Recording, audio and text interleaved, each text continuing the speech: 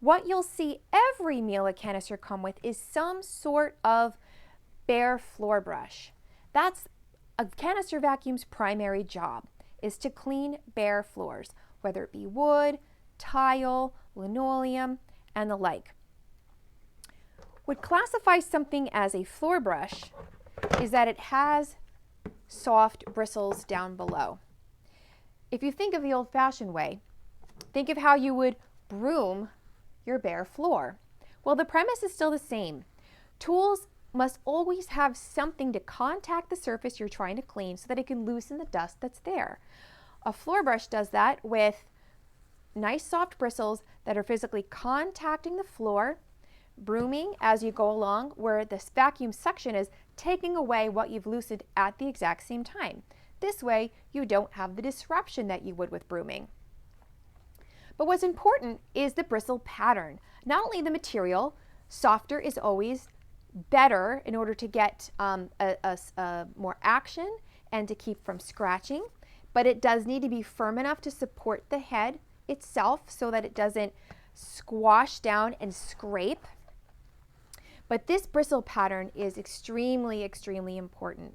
What you'll see that Miele always does, as opposed to most other brands, is utilize what they call a castle cut, just like you would see on a castle turret.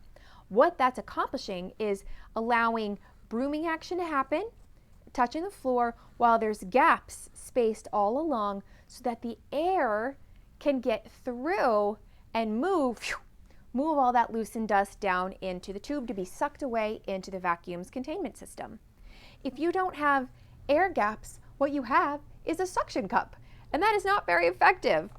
What you will feel with especially a Parquet twister like this is a certain amount of a little bit of a suction down as it does cup down to the floor, but you're going to be having airflow going in all around the sides.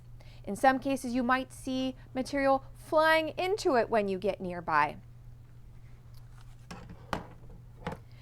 But this castle cut also allows you to clean on the forward pass and the backward pass simultaneously at all times. Many other brushes only had a rim of brushes all the way around with just a big fat gap right in here. And all that accomplished was a cleaning path as wide as that gap going forward only. Not very effective. With your Miele, because you've got the castle cuts all the way around, as you're going along, you can clean going forwards and backwards and forwards and backwards and even all the way to the side.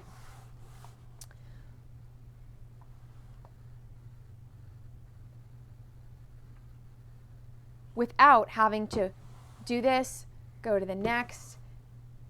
You just halved your cleaning time. You also have a lot of maneuverability. On the premium C3 models, you'll see those mostly packaged with the Parquet Twister floor brush, which has this wider stance and this very, very unique neck system. What this allows the brush to do is not only twist from side to side, as most will, okay, but it also articulates up and down. And what that does is this patented technology so that as you're vacuuming and going back and forth, you are not losing contact with the floor.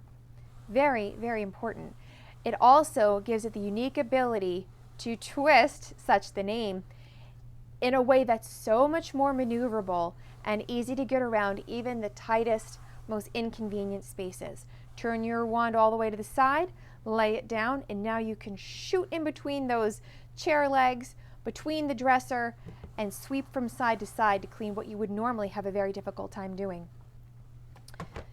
They're all going to have the clipping feature to attach to your wand easily, and again that nice shark fin in order to park on one of the docking stations on the back or on the sides. You may be packaged with a standard brush if you've purchased a C2 or a C1 Classic. You may have this brush. This is the traditional style, still light years ahead of most other brushes, still utilizing the castle cut system, nice soft brushes, edges cut clear to the side so that you can go up against the baseboards. But in this case, they do provide you soft rubber carrier wheels just to support the head a little bit more. Again, click on, docking station right there.